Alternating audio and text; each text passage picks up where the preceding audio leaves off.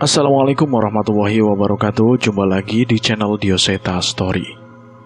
Apa kabar teman-teman semua? Semoga kalian dalam keadaan sehat selalu, panjang umur, bahagia selalu, dan sukses selalu. Dan pada kesempatan kali ini saya akan melanjutkan cerita yang sebelumnya, cerita yang berjudul Sukmagni bagian kedua.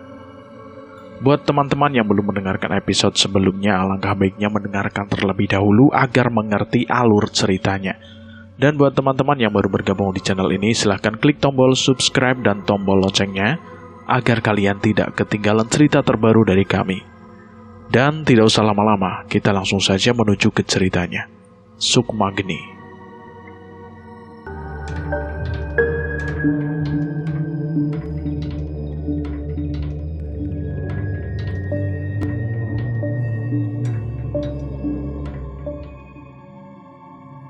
Udara dingin merasuk ke dalam tubuhku bersama dengan luka yang telah menghabiskan begitu banyak darah.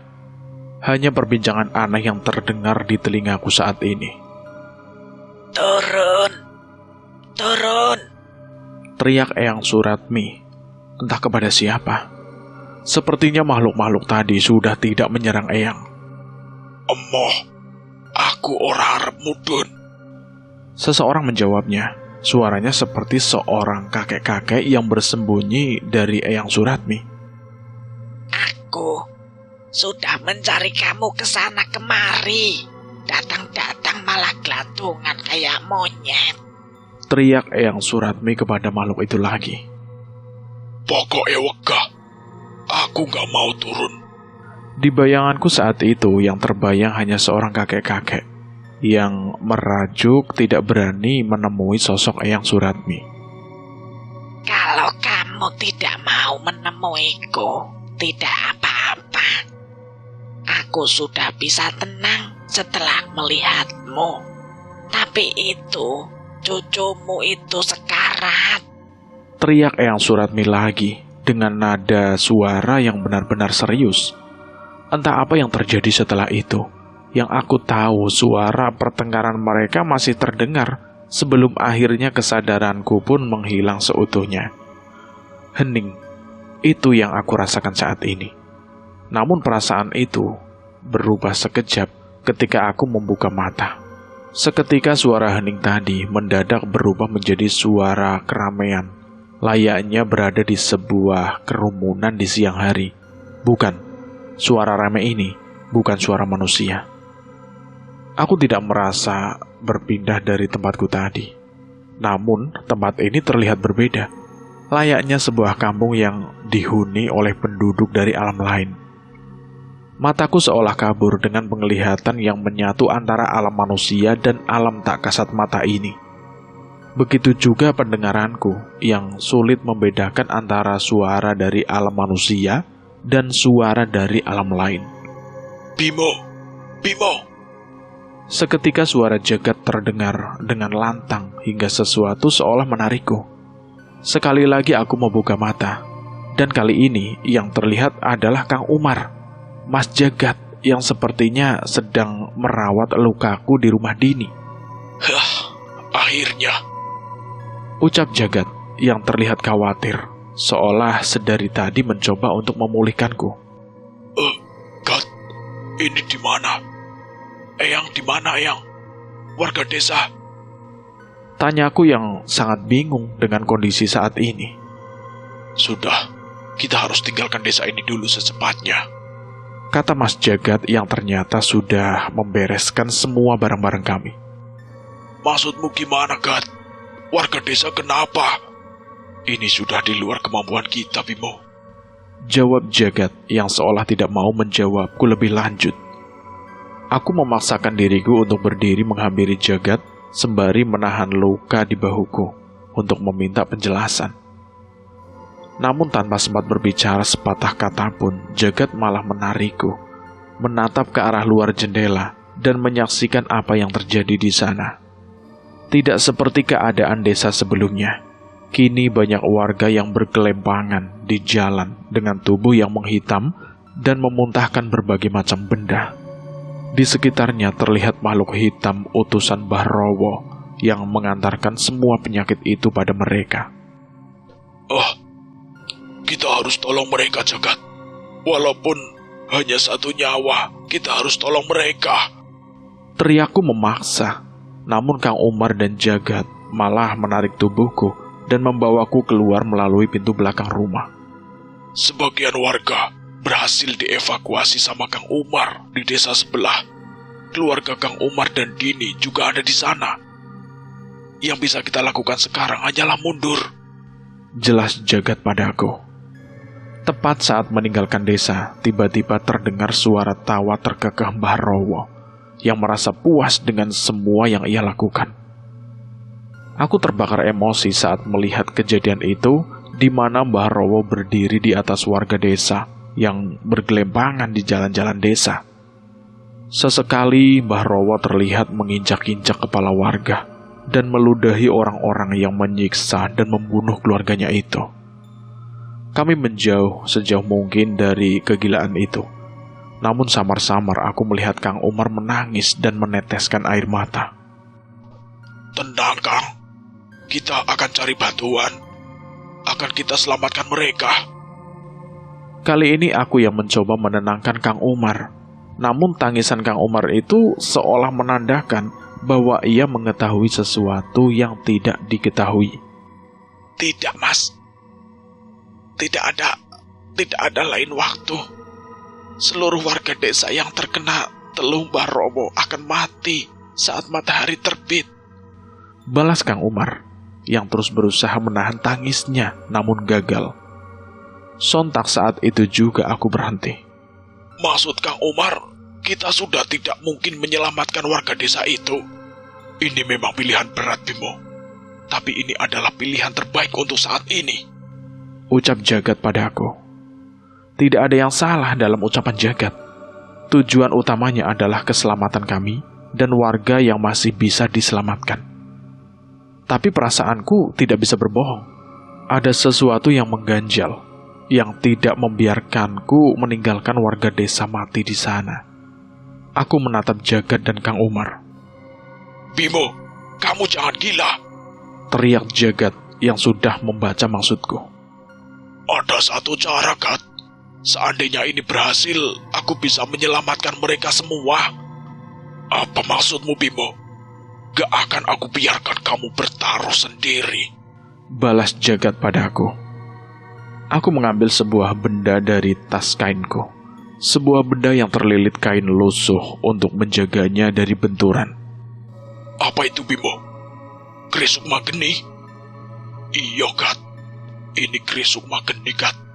Kalau keris ini memang memiliki takdir tersendiri hingga diwariskan kepadaku, harusnya sekaranglah saatnya. Tidak ada artinya pusaka ini diturunkan kepadaku apabila tidak untuk menolong mereka yang membutuhkan kekuatannya. Ucapku dengan menggenggam keris pusaka warisan keluargaku itu. Baik, Bimo, aku temani. Ucap Jagat padaku. Aku menahan Jagat yang berusaha mendekat ke arahku.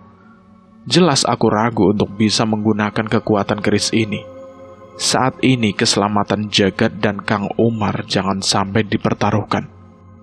Tidak, Mas. Antarkan Kang Umar dan cari bantuan. Itu cara terbaik saat ini. Melihat kebulatan tekadku, Jagat seolah mengerti. Namun aku merasa bahwa Jagat itu memiliki rencana lain. Kami pun berpisah dan aku kembali ke desa Randugiri yang sudah seperti desa mati dan hiasi dengan suara-suara warga yang kesakitan. Mas, tolong Mas, tolong. Suara itu terdengar dari seorang laki-laki tua yang tergeletak di pelataran rumahnya. Tubuhnya membentuk corak aneh seperti membusuk di beberapa bagian saja. Matanya yang menguning menatapku dengan memelas. Aku mendekat dan membacakan doa untuk memulihkan keadaannya. Namun sama seperti Bapak Asih, kutukan ini tidak akan pulih sampai aku bisa mengalahkan Mbah Rowo yang merupakan empu dari teluh ini. Ngapunten ya, Pak. Akan saya selesaikan ini semuanya. Ucapku yang segera berdiri, dengan berat hati meninggalkan pria yang masih merasa kesakitan itu. Aku menelusuri kampung dan terhenti di sebuah rumah tua yang sudah hancur. Sebuah rumah dengan tembok anyaman bambu, dengan pondasi bambu yang sudah lama rusak. Ada perasaan yang mengerikan saat aku melewati rumah ini. Aku mencoba mengintip ke pintu bangunan yang tidak tertutup itu. Ada sedikit cahaya dari lampu minyak yang menerangi ruangan di bangunan itu. Tolong! Tolong! Suara memelas terdengar dari dalam bangunan itu. Awalnya aku menduga itu adalah suara korban serupa dari warga desa. Namun ternyata aku salah. Tepat di dalam ruangan itu terlihat sosok salah seorang roh warga desa yang menjadi rebutan di antara makhluk-makhluk hitam. Mereka menggigit tubuh roh itu, mencakar-cakar, dan menarik memperebutkan roh itu seolah akan terbagi menjadi beberapa bagian. Entah apa yang terjadi di sana. Seolah roh itu adalah tumbal yang diberikan kepada makhluk itu untuk diperlakukan seenaknya oleh setan-setan itu. Aku tidak lagi mampu menahan amarahku.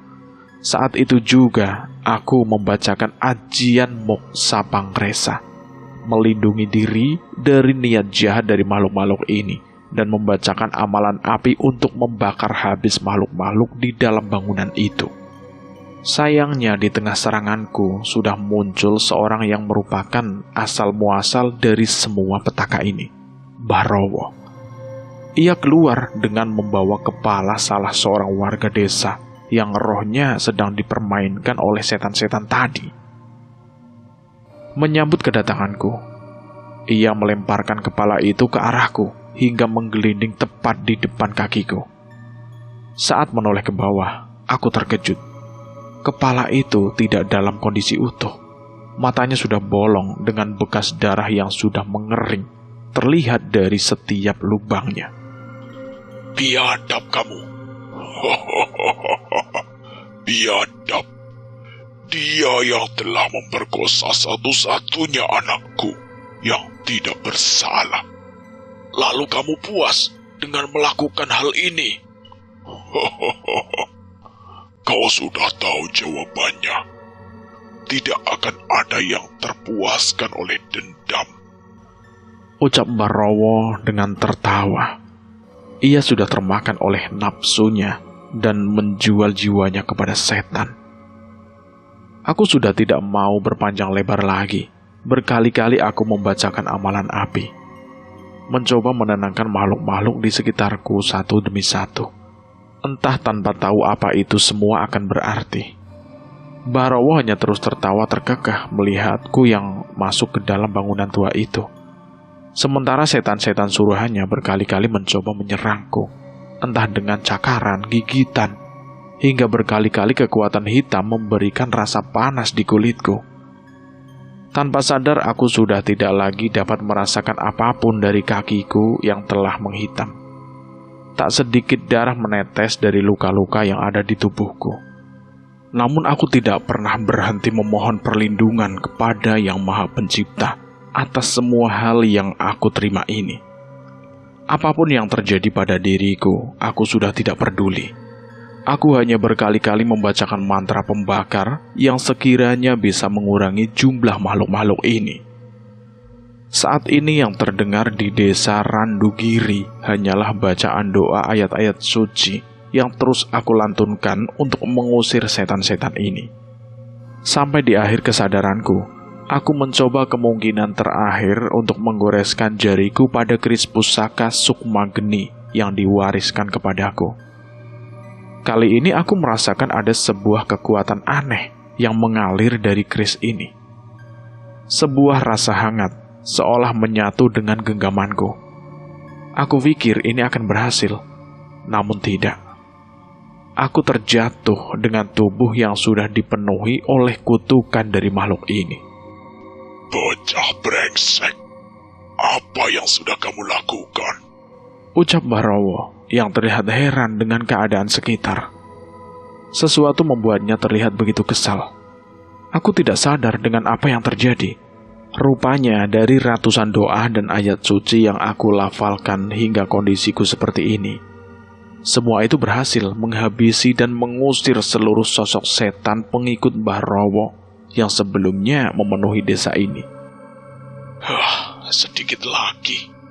Ucapku yang memaksakan diri untuk berdiri, menghadapi satu-satunya musuh yang terlihat di hadapanku itu.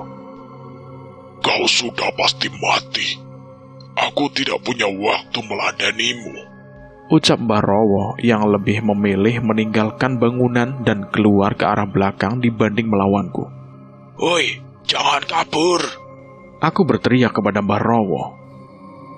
Tanpa bertarung pun, kalian tetap akan mati saat matahari terbit. Tidak akan kubiarkan. Kali ini tidak akan aku biarkan. Ucapku yang sudah muak dengan semua kelemahanku. Seandainya hidupku harus padam, setidaknya ada api yang tidak akan aku biarkan padam. Api dalam sukma yang terus memperjuangkan kebajikan. Api dalam sukma yang terus menuntun ke jalan yang lurus. Dan api yang akan membakar dendam dan membawa ketenangan di dalam sukma. Ucapku yang seolah memahami sesuatu dari hangatnya keris sukma geni yang berada di genggamanku ini. Tepat saat aku membulatkan tekad, tetesan darahku di keris sukma geni itu menyala. Aku menyentuhnya, dan tubuhku seperti terbakar oleh api yang terasa hangat. Saat itu juga, semua kutukan dan luka yang disebabkan oleh setan-setan tadi musnah seketika. Tidak hanya itu, amarahku pun perlahan mereda. Api ini tidak terasa panas. Sebaliknya, bagian tubuhku yang terbakar terasa begitu hangat. Oh, inikah kekuatan keris sukma geni? Aku berpikir saat itu. Menyadari hal itu, aku segera menghampiri sosok kepala seseorang yang dijadikan tumbal oleh Mbah Rowo. Aku melakukan hal serupa dengan meneteskan darahku yang menyala di bilah keris sukma geni, dengan harap api ini mampu memutus ilmu hitam yang dirapalkan dengan perantara tumbal ini.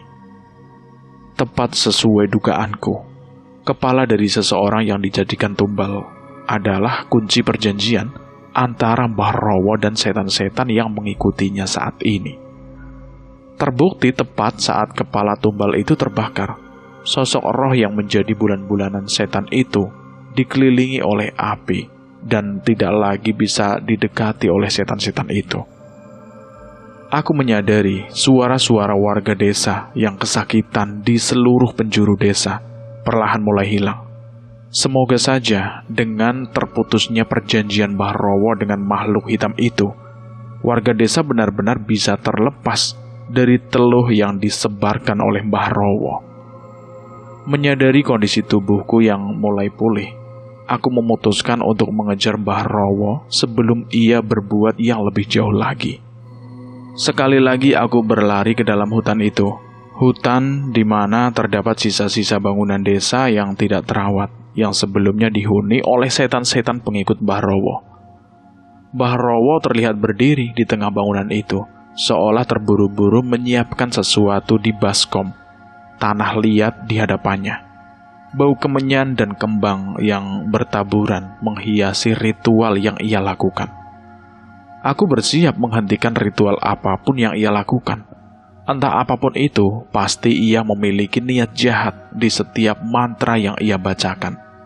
Sayangnya saat aku mendekat, Mbah Rowo segera mengambil tumpukan kembang di hadapannya dan memakannya. Saat itu juga sesuatu seperti merasuki tubuhku dan menghentikan gerakanku.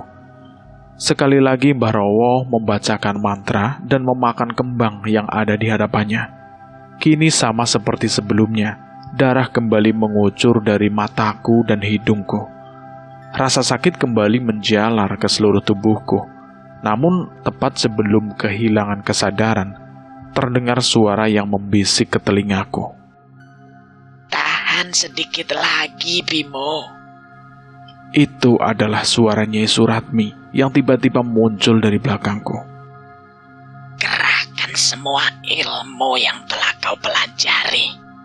Bukan soal mantra atau ajian, tapi soal keyakinanmu akan perlindungan dari Yang Maha Kuasa dan kemampuanmu untuk menahan setiap cobaan yang dipercayakan kepadamu. Mendengar ucapan itu, aku tidak lagi menggantungkan nyawaku pada ilmu yang aku pelajari. Hanya doa dan doa yang aku panjatkan kepada Yang Maha Pencipta, pelindung dari semua makhluklah tempatku menggantungkan nyawaku saat ini. Perlahan demi perlahan, seperti yang diucapkan Eyang Suratmi, rasa sakit itu pun menghilang. Terlihat setiap ritual yang dilakukan oleh Mbah Rowo tidak berhasil menorehkan sedikit pun lagi luka di tubuhku. Sesuatu telah terjadi.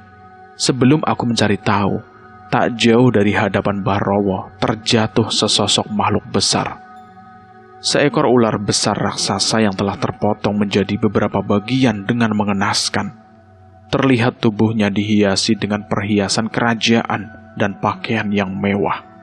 "Oh, Nyi Rundolo," ucap Mbah Rowo dengan panik. "Demit lemah dijadikan sesembahan. Apa Tuhan masih kurang perkasa?" Ucap sosok dengan suara seperti kakek tua yang berusaha mengambil jarak cukup jauh dari tempat ini. Namun aku bisa memastikan bahwa dialah yang menghabisi sosok siluman ular besar yang menjadi asal-muasal kekuatan hitam Mbah Rowo. Mbah Rowo menghardik semua benda ritualnya dan menghampiri sosok siluman yang sudah tidak bergerak itu. Nyi Rundolo, kenapa jadi seperti ini? Kau sudah berjanji memberikan ilmu untuk membalaskan dendamku. Ucap Mbah Rowo dengan penuh amarah. Ngomong karo bangkai kewan, ono sing luwih edan saka aku yo, Mi. Ucap demit kakek tua yang mencoba meledek Mbah Rowo. Tidak, ini tidak adil. Harus ada yang membalaskan dendamku ke seluruh warga desa. Kali ini Mbah Rowo menangis dengan putus asa. Walaupun sudah membunuh orang yang menghabisi anaknya, dendamnya itu masih belum terpuaskan. Ia pun menoleh ke arah bangkai ular besar itu dan merencanakan sesuatu. Aku tidak peduli. Aku akan menjual jiwaku pada siapapun yang bisa membantu membalaskan dendamku. Tepat setelah ucapannya itu, tiba-tiba Mbah Rowo kembali menghilang dalam kegelapan hutan, mencoba untuk melarikan diri. Aku mencoba mengejarnya, namun tiba-tiba Mbah Rowo terpental oleh sesuatu dari kegelapan hutan itu. Hei, enak saja kamu mau kabur. Aku tahu itu adalah suara jagat. Kali ini ia muncul dari sebuah tempat yang terhubung dengan alam roh bersama seseorang yang ia papa. Jagat, itu Mastri kan? Kamu berhasil nolong dia. Aku yang gak mau kalah dari kamu. Sebelumnya aku gagal mencari keberadaan Mastri yang akan jadi tumbal cadangan oleh Mbah Rowo. Tapi saat melihat kamu gak menyerah, aku kan jadi malu sendiri. Sudah Mbah Rowo, kamu sudah tidak ada harapan. Menyerah saja. Ucap Jagat pada Mbah Rowo. Kali ini tidak ada perlawanan sama sekali dari Mbah Rowo. Ia tidak mengumpat seperti sebelumnya. Kali ini ia hanya menangis dan terus menangis. Kami tidak melakukan apapun. Namun lambat laun tubuh Mbah Rowo seperti kehilangan kekuatan. Hingga untuk berdiri pun terlihat sulit. Bimo, kamu tahu bahwa ada sosok manusia yang tubuhnya telah benar-benar mati. Namun, sesuatu dari dalam rohnya membuatnya tetap hidup dengan bantuan dari setan-setan yang memanfaatkannya. Ucap Nyai Suratmi padaku. Aku menggeleng, namun aku mengerti kejadian mengerikan yang dialami Mbah Rowo inilah yang dimaksud oleh Nyai Suratmi. Dengan mata kepalaku, aku dan Jagat menyaksikan sendiri bagaimana seorang Mbah Rowo yang hampir membuat aku dan Jagat hampir mati berkali-kali, tubuhnya mengurus hingga hanya tulang di tubuhnya yang terlihat. Matanya terus melotot seolah tidak terima dengan apa yang telah terjadi. Satu yang aku tahu di balik semua proses kematiannya, Mbah Rowo merasakan kesakitan yang amat sangat. Namun tubuhnya sudah sama sekali tidak dapat menampung rasa sakit yang ia terima dari perbuatan yang ia lakukan sendiri. Itu hanya yang terlihat. Kita tidak pernah tahu seberapa besar bayaran yang harus dia terima setelah perbuatannya kepada warga desa. Tak lama setelahnya, cahaya matahari mulai masuk dari tengah-tengah celah pepohonan. Jagat tertunduk di tanah, berusaha mengatur nafasnya. Sementara dari jauh terdengar suara langkah kaki dan seseorang yang memanggilku. Mas Bimo, Mas Jagat, warga desa selamat. Itu adalah suara Kang Umar yang tersengal-sengal, yang berlari secepat mungkin untuk memberitahu keadaannya kepada kami. Sayangnya aku tidak memiliki tenaga lagi untuk menjawab dan memilih untuk jatuh terbaring di dinginnya rerumputan hutan yang seketika menjadi indah dengan sinaran cahaya mentari pagi ini. Cucu Eyang sangat hebat. Istirahatlah. Masih ada satu perjalanan lagi. Suara Eyang Suratmi terdengar mengantarkanku ke tidur lelap di pagi hari yang indah itu. Mas Bimo mau kemana toh? Baru saja sembuh. Ucap Asih yang menghadangku di dekat pintu masuk gerbang desa. Mau menapaki jalan menjadi pendekar? Jawabku setengah iseng, sekedar untuk tidak membuat Asih khawatir. Ya sudah. Jadi pendekarnya jangan lama-lama yo. Nanti yang nyicipin masakan Asih siapa? Lah yo tenang saja toh Asih. Kakanda itu cuma mau beli telenan di depan desa itu loh. Yang di rumah itu pecah soalnya. Perginya nanti siang naik pit ontel. Capek kalau jalan kaki lah.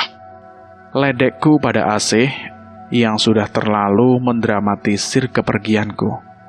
Aku memang sudah pamit sama bapak untuk pergi sehari semalam sesuai petunjuk Nyai Suratmi, dan karena kepergianku tidak bersama Mas Bisma, bapak dengan senantiasa memberiku izin. Adalah, yowis, sebelum pergi mampir rumah Asih dulu ya. Asih masak sayur asem. Balas Asih padaku. Jelas aku mengiyakan perkataan Asih. Tidak ada perjalanan yang lebih penting daripada mampir ke rumah Asih untuk mencicipi masakannya.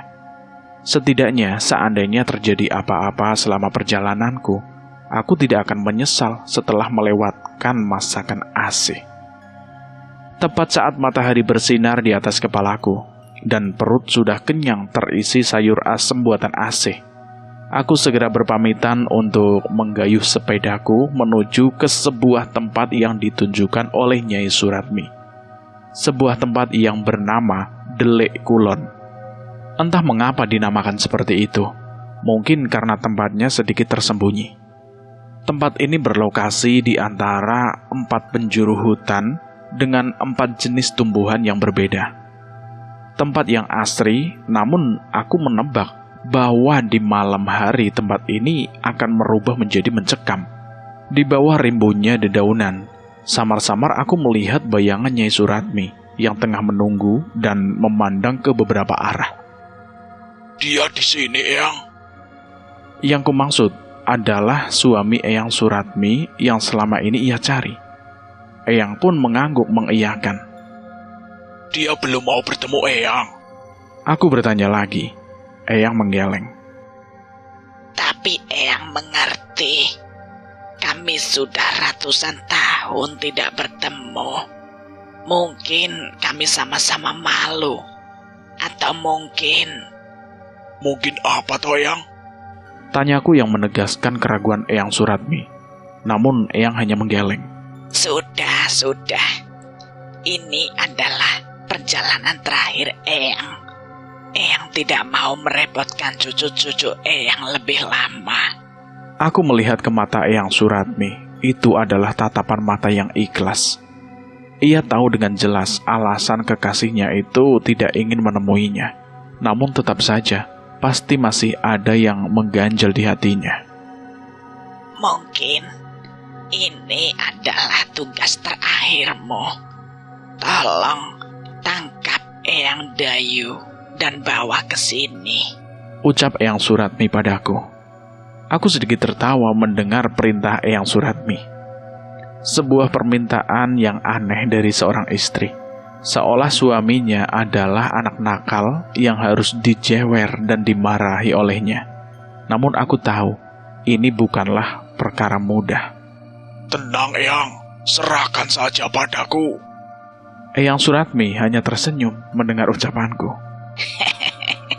Bimo, jangan meremehkan Eyang leluhurmu itu. Biar bagaimanapun dia juga seorang patih. Aku sedikit menenangkan sukmaku, berusaha berkonsentrasi mendengar suara-suara di sekitarku. Sedikit-sedikit aku mulai mengenali suara pepohonan dan pergerakan hewan hutan, hingga aku menyadari ada pergerakan aneh yang sedikit menggores batas alam di hutan itu. Di situ. Aku segera berlari ke arah salah satu pohon besar. Sesosok bayangan terlihat bergegas meninggalkan tempat yang aku tuju, sangat cepat. Aku mengulang hal serupa dan terus mengejar ke arah bayangan itu, namun semuanya nihil. Gimana? Tidak mudah kan? Ledek Eyang Suratmi padaku. Akan lebih mudah kalau saya bisa bergerak selincah kera, Eyang. Terus gimana? Kamu menyerah? Aku tidak menjawab dan terus mencari cara untuk mengejar bayangan itu hingga nafasku hampir habis. Eyang Dayu, kenapa harus kabur? Nanti Eyang Dayu yang akan menyesal kalau Eyang Suratmi sudah tenang. Teriakku mencoba bernegosiasi. Tidak ada jawaban sedikit pun yang aku dengar. Namun dari jauh, aku melihat sosok bayangan kakek tua juga sedang menahan bimbang dengan perilakunya. Kakekmu itu dikutuk oleh sebuah ajian yang membuatnya berubah menjadi demit. Saat kutukan itu kumat, dia tidak mengenali orang dekatnya dan bisa mencelakainya. Jadi itu alasan Eyang meninggalkan keluarganya? Iya, tapi perjalanan denganmu membuka mata Eyang bahwa tidak sekalipun Eyang Dayu meninggalkan keluarganya. Eyang tersadar saat setan anak buah Mbah Rowo mencoba menyakiti Eyang. Eyang Dayu muncul tiba-tiba untuk menolong Eyang. Dan satu lagi, kakakmu Bisma telah berhasil mendapatkan kekuatan dari pusaka yang diwariskan kepadanya, keris Raga Sukma. Eyangmu menghabiskan hidupnya untuk menciptakan mantra leluhur untuk melindungi keturunan-keturunannya. Jangan sampai hanya kebodohan dan kegilaanku saja yang kuturunkan pada cucu-cucuku. Biar mereka tahu bahwa leluhur mereka bukan cuma kakek gila yang doyan makan. Begitulah kata Eyang Dayu. Eyang Suratmi menceritakan itu dengan mata yang berkaca-kaca. Di balik tingkah laku Eyang Dayu yang seenaknya, Eyang Suratmi masih sangat mengaguminya dari hati yang terdalam. Bimo gak mau nyerah. Tanpa menunggu respon dari Eyang Suratmi, aku segera mengambil sepeda ontelku dan meninggalkan Eyang Suratmi di tempat itu bersama dengan Eyang Dayu yang masih enggan untuk mendekatinya. Saat itu langit memerah dengan begitu indah, seolah menggambarkan kisah Eyang Suratmi dan Eyang Dayu yang tidak cerah namun juga tidak kelam. Di hati mereka masing-masing, mereka mengetahui betapa indahnya perasaan kekasihnya itu tanpa ragu sedikit pun. Saat ini aku hanya perlu mengisi sedikit rasa yang memang sudah sangat kuat itu, agar tidak ada penyesalan di antara mereka berdua. Eyang, aku kembali. Aku berteriak. Entah sudah pukul berapa saat itu, namun bulan purnama bersinar dengan terang. di tengah-tengah Delik Kulon yang merupakan titik pertemuan dari keempat hutan. Apa itu, Bimo?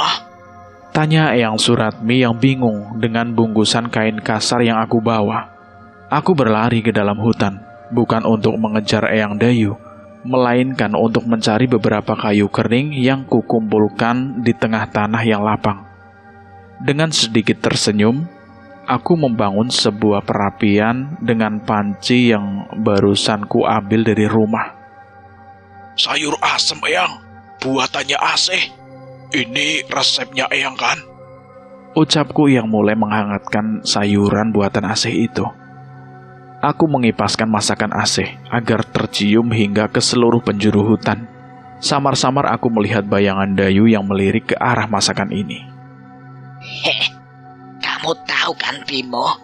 Demit nggak makan ginian. Demit biasa memang enggak, Eyang. Kalau demit yang satu ini siapa tahu kan? Ucapku sambil sedikit tertawa. Entah aku tidak tahu ini akan berhasil atau tidak. Namun malam itu, aku habiskan dengan menikmati sayur asem buatan Asih. Tentunya dengan resep turun-temurun dari Eyang Suratmi. Sambil sesekali meledek Eyang Dayu yang malu-malu tapi terlihat sangat mau untuk menghampiri tempat ini.